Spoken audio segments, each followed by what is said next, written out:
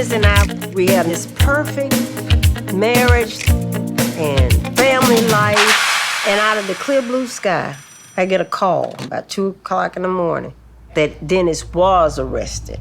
I couldn't believe it. Not my husband. It was on a Monday night in the summer of 1983. I was thinking, how am I going to get out of this? What am I going to do to hide this? So I called my neighbor next door and asked her to come over and watch the kids. So I went downtown to pick Dennis up. I didn't want to call Lydia. I think part of that was motivating. Let me get out of this. Go home, and she would never know. But the police called Lydia. When I walked into that police station, he had his head hung down, and he was in tears. The policeman said he was in a theater, and he solicited a planted male police officer. It was entrapment, but you know, I shouldn't have been there. That didn't make sense to me because he was all over me. And he seemed like he was happy with the sex. I didn't even know what solicited meant until afterwards. I was brokenhearted. I was humiliated. And so I just shut it out.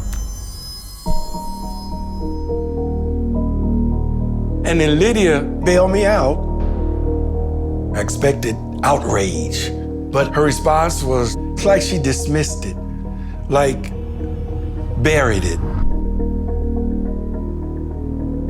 He cries the entire ride from the police station to the house, and I was silent the entire time.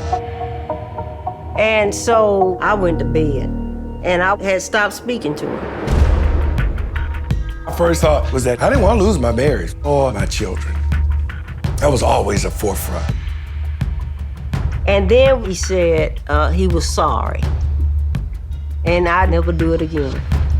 And I believed him. So I was willing to say, hey, that's over now. I didn't want to ever confront this painful experience again. Because Dennis was pastor at Mount Zion Baptist Church. We didn't want it to get out that he was involved in a scandal. Had I gotten exposed, they probably would just, voted me out of the church. But she covered, she never said anything.